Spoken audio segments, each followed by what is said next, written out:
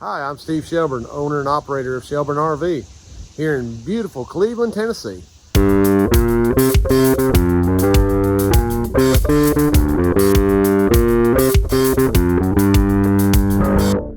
All right, well, good morning from Shelburne RV. Another lovely Monday morning. We'll take you around here and show you a few things we got going on today. Start of a new week. Friday of last week, we started on that little jewel and got the motor out of the 75. What's kind of sad about that is that motor only had less than 10,000 miles on it, but it's been sitting since 93. So we'll have to go through that and see what we got going on. Mr. Lewis is working on that generator. I'll take you around and show you that. And then Mr. Eric's over here doing a seal tech on this little camper right here. Well, let's go around and let me show you this generator Lewis is working on. So you saw this a week or so ago when we were doing 1,000-hour maintenance on this thing, and it was just covered in oil and real nasty, and Lewis has now got everything put back together. We're still waiting on a valve cover gasket for that, but everything's pressurized out, got the hoses and the new belt. He's waiting to put that hose on because of the valve cover gasket, but he's over here putting all the covers on it and getting that done so we can get that reinstalled. Been working on this pop-up. You can see this one here might have gone through a hailstorm at some point. Man, really beat that one up right there. It's crazy. So got this going on here. Let me take you around back and show you what we got going on in the body shop. All right, go back here and see if we can get an update on this wall installation. See, Zach and Mr. John have got that wall back together, and they're just doing the final touch-ups with the turn bar and the sealant. So that's coming along very nicely. All right, got cousin Gary over here working on this little small refrigerator, and what we found out was it was working good on electricity, but it wasn't working on gas. And Gary got the messing around with it here, and there was actually trash in here that was not allowing it to get enough gas pressure to get hot. So he's putting that back together and retesting. Let's go out here and see what's going on in this 67. We got Mr. Lewis out here working on the 67 Airstream. We've got this lower assembly here, and Mr. Lewis has got this right here where he's got to take this lower loose, and then we're going to put the air conditioner mounted in there. So I'll show you more as we get some more of this done. So that's another project they got going on over here. We got this Montana that came in, and the customer stated that the refrigerator was not cooling.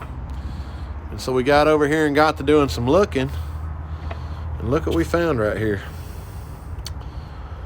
So when they charge these from the factory, they fill these with water and obviously ammonia, and then they put sodium chromate in the water, and that's what keeps everything, supposed to keep everything from rusting from the inside out. Well, when the cooling unit ruptures, that's usually the first sign. It's this yellow pollen looking stuff, and that's the first sign that you've obviously got a leak. And of course, with 300 pounds of hydrogen gas, the first thing that goes out is the hydrogen, and if you're running on gas, that's where your fire comes from. So we're going to have to pull this cooling unit out and do a rebuild on the cooling unit. So as we get into that, I'm going to show you what's going on there. The other problem that we had with this coach is over here on this passenger side. I'll show you this right here. They actually have a bad jack leg. The leg is stripped out inside the gear right here. So Mr. Eric's over here tearing this jack leg out to replace that. So we're going to get that replaced. But in the meantime, Brandon and James are over here pulling the refrigerator. All right, James has got the refrigerator in here, and he's got the cooling unit completely out of this now. So you can see, got everything cleaned up, vacuumed out. The old cooling unit is obviously sitting right there. So we're gonna get the new one, to this out of our surplus of cooling units, and we'll show you how that happens. We're gonna go back to this 67 Airstream that Lewis has been working on. take a quick gander at this. He's been in here this morning. See those fancy lights that Mr. McGivney wanted in there. But he's got the framework built to go around that, and obviously got it notched right here for the wiring. Of course, wiring on this side also. But see how strong that is now? So plenty of strength in there to handle that when we start clamping that air conditioner down. We just don't want this. We don't want that moving. So he's got that pretty much under control. So that's looking really nice. We're back to this gen set you saw where Lewis was pressure washing this. We did have a bad valve cover gasket that was leaking right there. And so now that they've got the 100-hour service done on it, they're just going to get it all primed up, and we're going to run it here in the shop to make sure we don't have any air loss, because right now we've got no water in the system. So he's getting the Cummins approved antifreeze put back in this unit so we can test run this. Okay, so got the back wall kind of finished up. I want to take you inside here because we had water damage here and on the other side. Now this wall panel, you can kind of see this color, and they were really struggling right now with the pandemic to try to even get us that same color. So we actually went down to Lowe's and found this, and the customer was actually very happy with that. And so Zach just trimmed it out with that stuff. And I think it turned out really nice. Gives it a nice look right back here. But yeah, now that we got that finished up, got the back wall sealed, this one's ready to ship out. So you saw where Lewis was doing this 100-hour service on this gen set. Well, we got it back installed and couldn't get it to run. Now, we ran it on our test bench, but couldn't get it to run inside the unit, and we found out the termination block here had a problem. So we had to pull that back out to resolve that. I've got the part ordered for that. But I'm gonna take you out here and show you the 67 Airstream so you can see what's going on with it. Mr. Lewis has got the lower assembly in here now. So we'll let you take a look at that now that he's got the lower assembly in along with the bezel work. Is all laid in here, so that turned out real nice. All right, we got this little homesteader trailer right here. A gentleman brought in, and he wants to put an awning, 19-foot awning all the way across there. Gonna be a little bit of a challenging situation here, and I'll show you what we got going on. Part of the issue is that arm has got to stand up above that rail, which means, what do you screw this to? So that's gonna be a little interesting. So we've actually got him coming down here to kind of meet with him and see if we can figure out a solution for this. See what we got going on. John and Zach are back here working on a Salem bumper pull that had some bad blowout damage, and you can kind of see what they got going on here.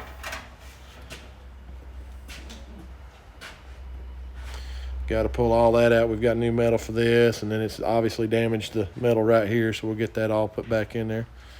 So a little bit involved on that right there. Take you around here and show you another one the guys are kind of working on.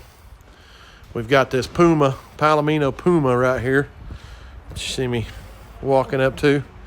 And I'll show you what's going on here. This thing, again, had a leak in the slide out. And I'll show you what's going on here.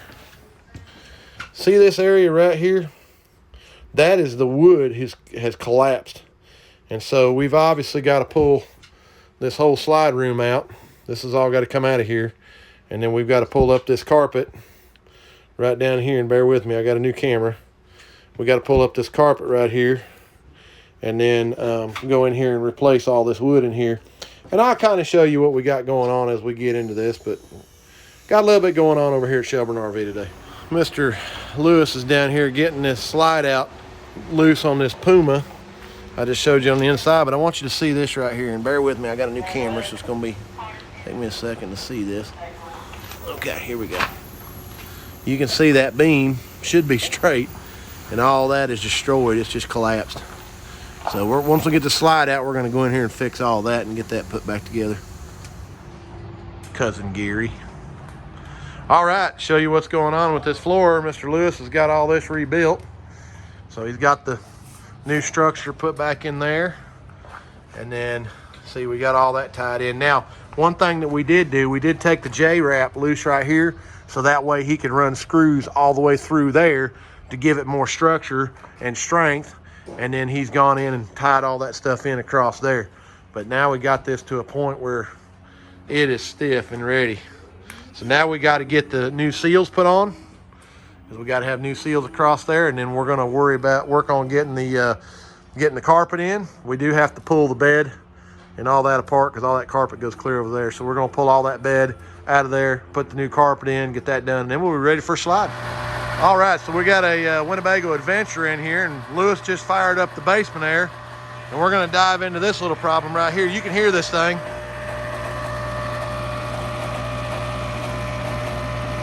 Compressor 1, 1107. Compressor 2, nothing. So we're gonna have to pull this unit out, get it opened up, and see if we can figure out what's going on with this. Okay, so we got the floor on this Puma, and we got the carpet cut out, and then Mr. Eric's going in here putting in the padding. Get all this done here this morning. So we've got this 2014 Springdale right here that came in with a floor issue, and customer says that the slide is grabbing the floor. Let's go in here and take a look at this right quick. Kind of dark in here, I'm sorry, I got all the lights on. Battery's kind of low on this, but look at here, something's been digging in this floor. So more than likely, probably a screw or something has come loose underneath this floor. Let's go down there and take a look at this right quick. Okay, so I'm crawled up underneath here, and you can see that is a screw that has come through the bottom of the floor and has now got into the flooring inside the camper. The other problem is this is all soft. So water, again, we've talked about this in the videos, the water's coming down and it's wicking into this basket weave material.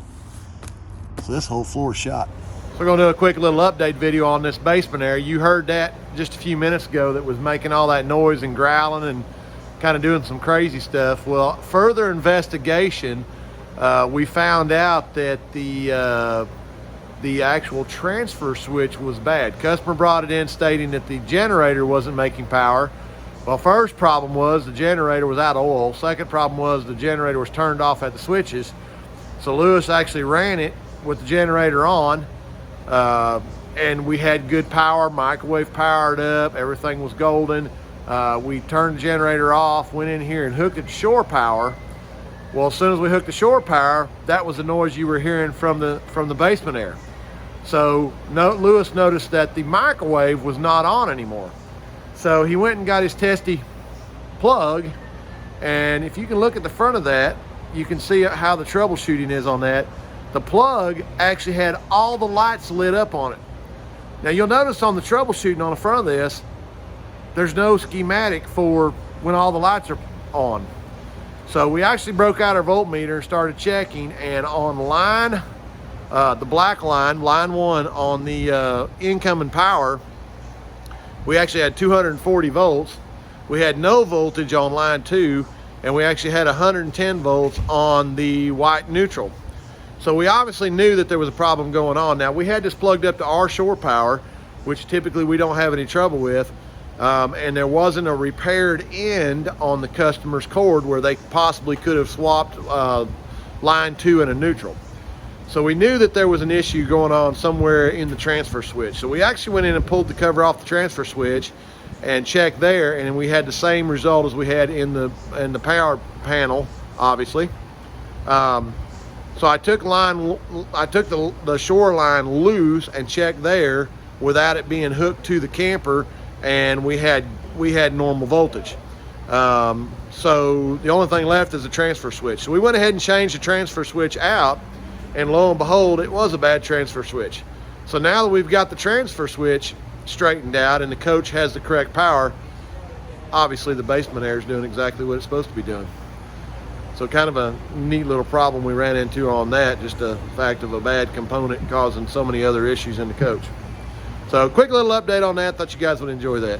All right, so attempt number 2 at putting the generator back in this semi-truck. Now that we've got the new terminal block put in there, James has got that all done. He's gonna put that in now. Let's go over here and look at this Puma. We've been working on this floor repair, and you can see Eric has got the carpet now all put back in there, the padding. So now that they got that done, we'll go ahead and put the bed back in, and then Mr. Lewis has got the new seal installed. And then the only thing we got left to do now that Eric's done, there's a seal that goes across the bottom of there. And then you'll notice in that one video, you saw the wear bar was all broke. I've actually got a new piece of Teflon coming that we got to put down in that. And that's all we got left to do there. And then we just got to put the slide back in. All right, so we're back on this little enclosed trailer where you saw us getting ready to do the awning install. They've got the new awning rail put in.